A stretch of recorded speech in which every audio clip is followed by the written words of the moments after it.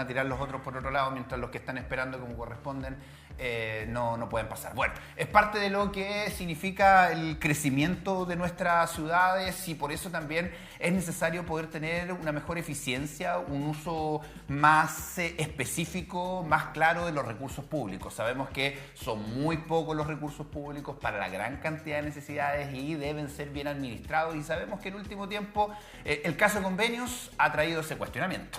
Sí, y no solo el caso convenios con la arista que más ha hecho ruido desde el Biobío, como es la arista de Fundación Antí, sino que también lo que ha estallado ahora a nivel nacional respecto de Procultura. Incluso el presidente Gabriel Boric con sus teléfonos intervenidos por parte de Fiscalía. Queremos hablar de este tema en profundidad con Lucas Serrano, un rostro conocido en Canal 9 Biobío Televisión, cierto panelista estable de Lo que está en juego podcast, pero también analista político, miembro de Observa Biobío, académico de la Universidad de San Sebastián. ¿Cómo estás? Buenos días, un gusto estar acá. Bueno, últimamente para los analistas políticos ha habido muchas cosas que obviamente van generando cuestionamiento, pero partamos desde la base, entendiendo que ayer fue formalizada la diputada Catalina Pérez, que es parte de lo que inició todo esto, la punta del iceberg en Democracia Viva. Ella quedó con arresto domiciliario total, producto de estas investigaciones, y de ahí comenzó a crecer. Y en segundo lugar apareció Procultura, pero con la diferencia de que se extendió en varias partes de nuestro país. Claro. Cierto, la Fundación Procultura incluso tiene presencia acá en la región del Biobío y es una fundación que había trabajado no solo en este gobierno, sino en varios otros gobiernos en distintas latitudes en la ejecución de proyectos. O sea, recordemos que uno de los grandes desafíos que tiene hoy día los gobiernos regionales y precisamente por eso quienes somos descentralizadores nos duele tanto este tipo de situaciones, es que no tiene el presupuesto para hacer necesario, o sea, no tiene la ejecución para ejecutar todo su presupuesto, entonces depende y descansa de estas fundaciones. Ahora, el gran problema hoy día es que, más allá de que, y que aquí también pecan muchas fundaciones, o sea, pagan el pato muchas fundaciones que hacen el trabajo bien y que históricamente lo han hecho muy bien, es que este tipo de situaciones ponen en tela de juicio esa ejecución. ¿Sabes? Que cada vez que una fundación existe ahí, aquí hay algo a considerar. En este caso, obviamente, los cuestionamientos de Procultura es que las intervenciones, sobre todo que tenían mucho que ver con intervenciones sociales, no se realizaron como correspondía. Y esos dineros finalmente parece ser que se fueron a otros lados. Y a propósito de esta situación de las escuchas telefónicas, el encargado de la Fundación Procultura abre una tela de juicio de decir que ellos debían haber financiado campañas del Frente Amplio con ese tipo de recursos, o sea, previo a ganarse los fondos que se ganaron después durante el gobierno de Gabriel Boric, que recordemos que no es que se lo ganaron por el presidente Gabriel Boric, sino que se lo ganaron con los distintos gobiernos regionales, donde son órganos que no tienen que ver a la dependencia del Estado. No, pero sí tienen relación con los partidos políticos. Exacto. Que son del oficialismo. Exacto. Del gobierno del presidente Gabriel Boric. Ahí está el vínculo. Como tú bien dices, los gobiernos regionales son órganos independientes de, en este caso, el Poder Ejecutivo, pero de todas maneras acá, en el plano político, sí tienen mucha cercanía. Y ese es el cuestionamiento. Son 53 millones aproximadamente que se dice fueron aporte directo a campañas y 4.400.000 de manera triangulada. Es decir, se dieron una vuelta un poquito más larga, pero en total son casi 60 millones de pesos que habrían ido directamente a costear campañas políticas. ¿Quién es Alberto Larraín? ¿Cómo surge esta figura? ¿Desde dónde aparece? ¿Y cómo se vincula Alberto Larraín con el presidente Gabriel Boric? Entendemos que hay una relación bastante cercana. Claro, bueno, vienen de un mundo social ambos, la verdad. Obviamente de distintas rutas. El mundo social que hizo Gabriel Boric es de la movilización y es también el movimiento que funda un poco el Frente Amplio. O sea, el Frente Amplio viene de las movilizaciones estudiantiles, viene de los movimientos sociales y eso constituyó a lo que se llama el Frente Amplio, pero no solo el Frente Amplio, sino a Prueba de Dignidad, que era la coalición que llevó a Gabriel Boric a gobernar. Por otro lado, el señor Larraín viene desde los movimientos sociales, pero que han ido con estos trabajos sociales, culturales, que están más enfocados precisamente a trabajar con comunidades, para trabajar con gente que está en situaciones más vulnerables, y de ahí la verdad es que hasta entonces Procultura tenía una muy buena imagen país, la verdad. O sea, tú preguntabas antes de todo lo que ocurrió este último año a distintos por ejemplo, municipios que hayan trabajado con ella, gobiernos regionales, antiguamente intendencia, y la verdad es que no había nada malo que decir al respecto, y de ese mundo, desde las bases sociales, ahí se conocen con Gabriel Boric, y no solo con Gabriel Boric, sino con muchos miembros del Frente Amplio. Él tiene una ligación hacia el Frente Amplio, porque muchos de ese dinero, más que ir directamente a la campaña del presidente, fue a la campaña de alcaldes del Frente Amplio, fue a la campaña de distintos personeros en distintas latitudes del país del Frente Amplio. Y ese es un punto importante. Bueno, hace pocos minutos, 12 minutos, Bio Chile publica, Alberto Larraín desmiente supuesto financiamiento a campaña de Boric a través de Procultura, el acceso que tuvieron a una declaración pública, y eso, que no hubo financiamiento político ni a la campaña de Gabriel Boric ni a ninguna otra campaña, y dice que la Fundación Procultura no tiene adherencia política. Claro. Declaración ahí que puedes encontrar en biobiochile.cl, que está hace poquito. Pero acá, de alguna manera, bueno, no todos los casos fundaciones, pero en el caso de Procultura y la primera, que es Democracia Viva, no tiene que ver con robar dinero. No tiene que ver con que alguien, o no hay acusaciones de que alguien se quedó con plata en su bolsillo, claro, que se compró casa o cosas así, o lo sacó para el extranjero. Hasta el momento no salió. Pero sí vuelve a aparecer el tema del financiamiento de la política, que viene siendo cuestionado hace mucho tiempo, se ha ido legislando, y que de alguna manera los partidos políticos, los políticos están encontrando la manera. Aquí, claro, se acusa de que no hay un beneficio por ser amigo del presidente, que recibieron fondos, porque incluso dice que esos fondos vienen del gobierno anterior, como decías tú. Pero sí, ¿qué se hace con ese dinero? ¿Qué es con eso, con el concepto de financiamiento de la política? Bueno, aquí yo creo que hay varias cosas que entran en juego, y partiendo de una de las cosas que es buena para nuestro país. Aquí en nuestro país sabemos dónde está la plata. La plata no se pierde por nuestras instituciones de control, por los controles de administración pública, y no es como que alguien se mete la plata en un saco y se va corriendo con la plata. No. El problema es la utilización del dinero. Y ahí viene el concepto de la malversación. ¿Por qué? Porque no es que la gente se mete la plata al bolsillo, sino que la utiliza en cosas que no necesariamente corresponden. Entonces, primero, la primera arista de estos casos convenio es, por ejemplo, en Democracia Viva, que habían personas que tenían contratos en el ministerio, en la Seremía, contratos de jornada completa, pero también tenían contratos de jornada completa en Democracia Viva. Entonces ahí había una triangulación de decir, bueno, no necesariamente estamos gastando la plata en meternos el dinero al bolsillo, pero estamos pagando sueldos que claramente no me están cumpliendo con 46. O sea, nadie tiene la posibilidad de hacer 2 jornadas completas a menos que no duerma. Entonces ahí ya viene un cuestionamiento. El segundo cuestionamiento es, ¿se está ejecutando lo que se dijo que se está ejecutando? Por el caso de la Fundación ENTI, acá en Concepción, la región del Biobío, ellos tenían que hacer todo un proyecto para mejorar la calidad de vida de Barrio Norte, y ellos lo asumieron con hacer un par de talleres y pintar un par de bancas. Entonces, obviamente, cuando uno presenta un proyecto, ese proyecto tiene indicadores de impacto, tiene acciones comprometidas. Entonces, en el caso de Procultura pasaba mucho eso. Pasaba que había ciertas acciones que tenían que hacer, sobre todo acciones sociales, que era muy importante que se hicieran, que no se hicieron, o que no hay registros de que se hayan hecho. Entonces la pregunta es, ¿qué se hizo con ese dinero? Obviamente hay rendiciones, y esas rendiciones se tratan muchas veces de maquillar. A eso es lo que tiene que investigar Fiscalía, y ese es el proceso que se está abriendo hoy día.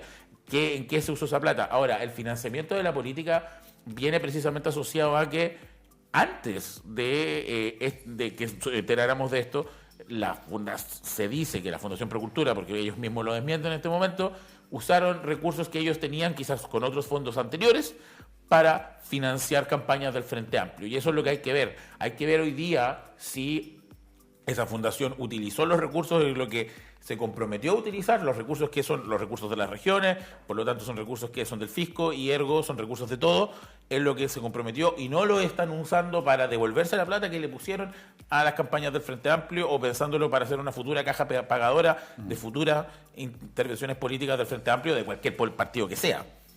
Sí, y acá entramos también, por una parte está la investigación que tiene que hacer Fiscalía respecto de qué pasó con estos proyectos que se presentaron, dónde fueron a parar estos fondos, que si bien están lejos de los 250 millones de pesos cuestionados en el caso de la Fundación ENTI, de todas maneras son 60 millones prácticamente que de igual manera tenían que haber sido destinados para otros fines. Exacto. Y no financiar, por ejemplo, la candidatura a alcalde de Sebastián Balbontín en Limache.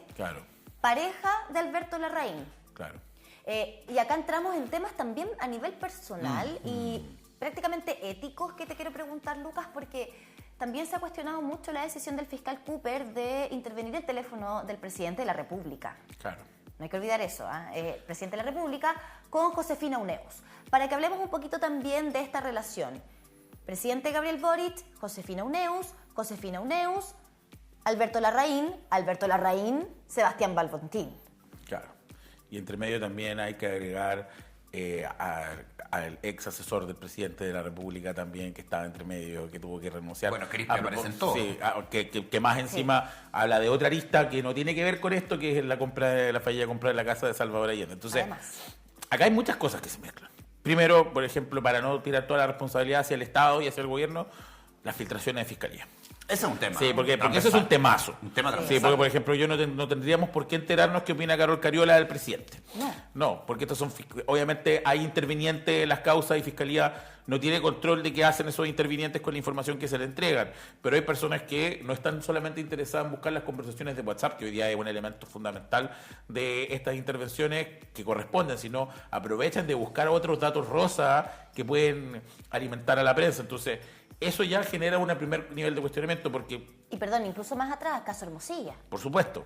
O sea, es que hay muchos casos en los que... De la Fiscalía una y otra vez se le ha filtrado la información. Por eso es transversal la filtración. Sí, por eso, ¿no? Y aquí ha pasado para Moro y Cristiano. Pero ¿por qué digo eso antes? Porque obviamente aquí hay una igualdad ante la ley, por mucho que sea el presidente de la República. Entonces, si un fiscal considera que él tiene que ser algo que investigar, una línea de investigación pertinente a... Está en todo su derecho. Es cierto que uno tiene que preguntarse que el fiscal debería pensar muy bien antes de decidir si intervenir o no el teléfono del presidente de la República. Pero tiene que convencer a un juez. También, y que lo convenció en este caso. Entonces, ahí la pregunta es, realmente, uno de darle el beneficio de la duda, de decir, algo habrá habido para poder llegar hasta ese punto, porque independiente de que el cargo del presidente de la República tiene ciertas ventajas con el resto de las personas porque trae la información mucho más sensible, él también tiene la misma responsabilidad ante la ley que tiene todo el resto de los ciudadanos chilenos. Bueno, y así lo está declarando incluso en el extranjero. Pero a propósito de eso, y ahí te pregunto, porque yo entendí en todo este caso que había una intención de pinchar el teléfono del presidente Gabriel Boric. Claro. Eso no se concretó, pero sí se estaba pinchando el teléfono de la psiquiatra del presidente. Claro. En ese pinchazo hubo una conversación con el presidente. Claro. Que es la que se filtró, pero nunca hubo un pinchazo al teléfono del presidente, para dejarlo claro, por lo que yo entendí. Es una conversación que él tuvo con una persona que estaba siendo investigada, que era sujeto de interés y que tenía la autorización de una jueza o de un juez para ser investigado. Lo mismo que pasaría con el teléfono de Crispy, por ejemplo. Ahora, obviamente esto es materia de investigación, nosotros no conocemos todavía los pormenores, si realmente, hasta donde sabemos, no se ha pinchado el teléfono del presidente.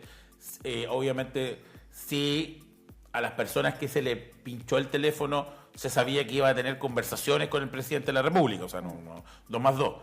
Ahora, obviamente, como planteamos muy bien en la intervención anterior, aquí el fiscal y convenció a un juez para que estas personas, que son considerados sujetos de interés, tuviera la validez para hacer intervenido el teléfono, entendiendo que esas personas iban a mantener conversaciones con el presidente de la República y que se podía haber información considerada sensible en ese... Y eso estamos sometidos todos, la posibilidad. De lo que se ha filtrado, ¿hay algo que pueda hacer pensar desde la vereda del análisis político que efectivamente aquí haya una implicancia del presidente de la República en torno a lo que pasó con los fondos de Procultura? De momento no. O sea, si yo te soy súper honesto, es más fácil encontrar responsabilidad del presidente Gabriel Boric en la fallida compra de la casa de Sebastián de Salvador Allende que aquí. De momento. Porque obviamente sí, lo más incriminador es la declaración de Alberto Larraín. Claro. Esa es lo más fuerte que se ha sabido, donde él reconoce haber puesto esta plata para campañas del Frente Amplio. Pero lo desmiente. Claro, obviamente lo desmiente como fundación. Él aquí lo dijo como persona natural. Como persona natural en una conversación. Ahí se puede. Claro. Entonces, que había hecho algunos arreglines y eso es obviamente materia que lleva a Fiscalía a avanzar en esta lista. Pero de momento no hay un elemento que uno diga aquí el presidente está frito. Ahora, lo otro interesante, bueno, primero las filtraciones yo creo que hay que criticarlas transversalmente. Por supuesto. Lo otro es que, bueno, ahí no sé cómo ir a avanzar, pero supuestamente hay una conversación de un paciente con su doctora. También. Que hay un secreto ahí profesional. Ahora, no necesariamente el secreto profesional cuando yo converso contigo por WhatsApp. Ok. Una cosa es cuando yo estoy en consulta contigo. Ya. Y puede ser que esa consulta haya sido por WhatsApp, pero lo que hay que determinar es que si en ese momento fue una consulta o simplemente eran dos personas hablando, porque yo tengo el secreto o ese resguardo en el momento que yo te estoy pagando la consulta. O sea, si tú eres mi psicólogo o mi psiquiatra durante esa hora que yo te estoy pagando, todo lo que yo diga en esa hora, obviamente es secreto. Claro, ya. Pero si yo hablo contigo por WhatsApp, por la cercanía, lo que sea, si no se entiende que esto es un momento de consulta, no. Ya, bueno, y ahí tenemos todo eso que se levanta, por lo mismo el caso del abogado también, que abrió esta caja de Pandora, Luis Hermosilla, que también lo intervinieron a él y aparecieron conversaciones con todo el mundo. Y ahí se va investigando y el fiscal pide, oye, aquí hay una posible y pinchemos. Pero ya, criticando transversalmente el tema de la filtración. Pero ¿qué pasa con la institucionalidad? Aquí hay un cuestionamiento constante hacia la Fiscalía. Podemos estar de acuerdo que hace las cosas bien o mal, pero ya empezar a imputarle que hay una persecución política, que para unos sí es un tema bien hecho, para otros es un tema mal hecho, que es una persecución, que esto sí, que esto no. Cuestionamientos precisamente al sistema judicial, que el presidente le bajó. Por supuesto. Pero ¿qué hay con eso? Que los políticos hoy día estén cuestionando tanto, y también la presunción de inocencia que se mete por cualquier parte. Y el debido proceso. Y el debido proceso. Bueno, acá voy a recordar una frase del expresidente Ricardo Lagos que decía que hay que dejar que las instituciones funcionen. Y yo creo que ese es el espíritu de la frase del presidente, también con la tranquilidad hasta donde entendemos de que, como hablábamos recién, no hay nada más allá de... Hay cosas que uno dice, bueno, sospechoso, pero legalmente todavía no ha cometido ninguna falta ni se ha aprobado nada. Y entonces, desde otra institución como es la Presidencia de la República y el Gobierno, lo que tiene que hacer es precisamente no quitarle el piso a otra institución que viene de otro poder del Estado. La separación de los poderes del Estado es fundamental para un Estado democrático, por lo tanto, básicamente el espíritu es que dejar que las instituciones funcionen. Sin embargo, por otro lado, quizás desde la vocería de gobierno, pero sobre todo desde los partidos políticos que no son una institucionalidad, claro, son un cuerpo intermedio, pueden pegar. Pueden pegar tranquilamente porque, o sea, no sé si corresponde o no, esa es materia de análisis para cada uno dependiendo de sus ligaciones políticas. Lo que sí es cierto es que en el último tiempo vemos que los partidos políticos aman a Fiscalía o critican a Fiscalía dependiendo a quién estén criticando. Claro, no hay aquí un discurso transversal porque los que defendían a uno después cuando les tocó atacaban al otro. Ahora, claro, pensando que este es un año electoral además, ¿no? Por supuesto. Claro. Este es un año donde se va a definir quién va a ser el próximo presidente o presidenta de la República. Y ahí la tienen bastante compleja, porque tenemos que echar un poquito el carrete para atrás y recordar cuáles fueron los argumentos usados por el diputado Gabriel Boric para llegar a ser presidente de la República. Y todo su conglomerado político, ¿no? Las malas prácticas de la vieja política, decían. Claro. Las malas prácticas del financiamiento irregular de la política a través de algunas empresas, algunos favores que pagaban parlamentarios, donde nos pegó a nosotros también acá en la región del Biobío con algunos representantes. Sí. Y hoy día nos encontramos en un escenario bastante similar. Porque claro, el financiamiento irregular de la política ha existido siempre, pero ha cambiado de cara, ha cambiado de forma, pero se ha buscado cómo llegar a él. Y finalmente nos encontramos con un gobierno que otra vez es altamente cuestionado por estas prácticas, porque no en la persona del presidente, sino que en los partidos políticos que lo acompañan. Bueno, acá también hay que recordar una frase desafortunada que dijo Giorgio Jackson, que tenían otra escala de valores. Superioridad moral. Sí, una superioridad moral. Entonces, estos siempre son estas lecciones cautas que hay en política. Primero, no escupir al cielo, es una clásica, pero también viene desde el punto de vista de que esa pulcritud moral es muy compleja al momento de llegar al Estado. Porque hay muchas malas praxis que están tan arraigadas que aunque llegara el mismo Mahatma Gandhi, las prácticas son muy difíciles de erradicar. Además, pasa algo, este gobierno ha cometido demasiadas desprolijidades. Muchos de lo que pasó con el caso Monsalve, lo que pasó con Subsecretaría de Pesca. Sí, todo lo que pasó con el caso de la Casa Salvador Allende.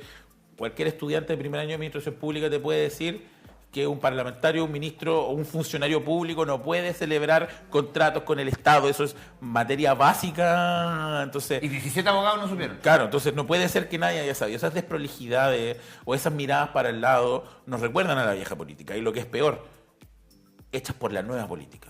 Hechas por un grupo político que venía a arreglarlo. Que ahí obviamente el cuestionamiento es resulta ser que viene una nueva política con nueva fuerza, pero caen los mismos errores.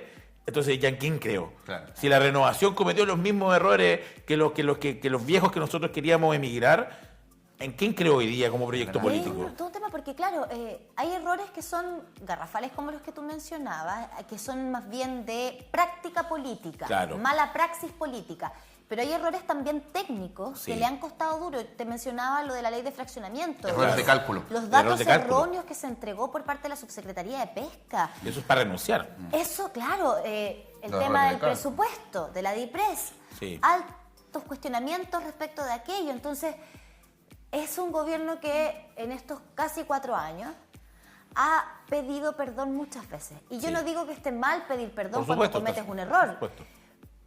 Pero ¿va a terminar esta administración disculpándose por errores tan serios como estos? Bueno, la mala noticia es que en año electoral el presidente pasa un poquito sí, pues, pero además pasa de relevancia. Hay un concepto que a nosotros nos encanta en política que llamamos el síndrome del pato cojo. El pato cojo, sí. Que es que la atención ya no está en el gobierno, sino está en los candidatos. Ajá. Entonces ya la gente es como, pasó el chiche del presidente de la República, ahora vamos a ver qué viene, qué es lo nuevo. Y por eso también vemos que los casos que han ocurrido en el último tiempo, también esa falta de atención, vemos que por primera vez el presidente Gabriel Boric está bajando tanto en la encuesta después de mantener, independiente de lo que pasaba, un apoyo relativamente estable en el 30%, hemos visto esa bajada. Y es cierto, aquí se han cometido errores comunicacionales, se han cometido errores garrafales, se han cometido errores técnicos, se han cometido microerrores, se han cometido errores de nombramiento.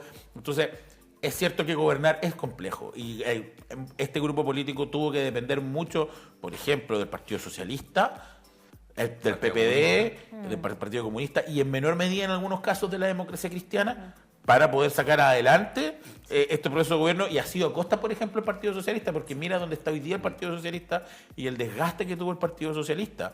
Y también le dio la posibilidad de resurgir ciertas cosas, porque si hoy día hay alguna luz de esperanza de que la izquierda pueda ser competitiva, es gracias a Carolina Toá y a Janet Jara, pero sobre todo a Carolina Toá, que es más concertacionista y viene un poquito a moderar posturas frente a lo que fue este gobierno. Y que fue, un salvavidas que tuvo el gobierno dentro de los primer nombramientos de su gabinete, porque a incorporar a Carolina Toá le subió también los réditos. Claro, que fue una muy mala ministra del Interior, y aquí hay que sacarse el sombrero por Carolina Toá. Algo que a mí me encanta decir es que si uno mira del regreso a la democracia hasta la fecha, es la única ministra del Interior que llegó competitivamente a un ciclo electoral. Es cierto que todavía no va a llegar a la papeleta porque hay una primaria de por medio, pero eso no pasaba porque el ministro del Interior pierde todo su capital político al momento de ser ministro del Interior, sobre todo teniendo seguridad pública, que ya no está, pero a la Carolina Toá le tocó. Hay una pregunta que nos hacen llegar y que me parece muy pertinente. Un televidente nos escribe, ¿hay algún temor de parte de Boric a más filtraciones, considerando que hace un tiempo atrás empezó a usar un teléfono básico de esos antiguos? ¿Te acuerdas cuando lo mostró y que incluso retó a sus ministros porque mientras él hablaba estaba tateando? Nos escriben ahí a través de nuestras redes sociales. Y bueno, yo creo que en este momento el concepto de paranoia puede ser muy, muy aplicable, porque, o sea, hay que ponerse en los zapatos del presidente de la República, de que todas las conversaciones, imagínense, la gente que nos está viendo en la casa también, que todas sus conversaciones de WhatsApp sean materia de, no solamente de investigación, sino de posible filtración. Finjo mi muerte y escapo del país. Claro, todo lo que ustedes dijeron, de todo lo que ustedes hablaron, incluso no por temas a los quizás ilegales, porque a lo mejor hoy hay cosas como la conversación de Carlos Cariola con la ex alcaldesa de Santiago, que eso es lo que me preocupa, que trágame tierra, o sea, que obviamente el presidente igual salió a defender, pero probablemente no esas por dentro. Relaciones deben haber quedado muy mal. Quebradísima, y quizás a lo mejor que dijo por WhatsApp el presidente de la República de Carlos Cariola. Ahora, obviamente ese es un primer riesgo que tenemos todos. La segunda derivada, que es más compleja, es ahí es donde él hasta la hora se ha mostrado tranquilo en decir que investiguenme, yo tengo las manos limpias, estoy abierto a materia de investigación, que obviamente que es lo que corresponde, porque si viene a decir no me investiguen, se prende más la lucecita. Ahora, quizás por las mismas desprolijidades que hablamos, por ahí hay alguna materia de preocupación, porque puede haber cosas que a lo mejor, porque uno siempre quiere, nadie es culpable hasta que se pruebe lo contrario, creer que las personas son inocentes, pero por ahí esos errores podría salir a costarle caro, sobre todo en un momento como año electoral, donde todo es cancha. Es verdad. O sea, cualquier conversación que huela un poquito extraña, cualquier situación media rara va a ser, o sea, ya la derecha que estaba muy mal parada hasta porque no había logrado llegar a una primaria, por las semanas difíciles que tuvo el Matei, porque en la derecha más extrema hay 3 candidatos, habían tenido, claro, pero rápidamente ellos aprovecharon de esto para salir con toda la artillería. Y eso es lo que está en juego y lo vamos a escuchar en el análisis que hacen ustedes en este podcast. El día de mañana. Gracias por estar acá.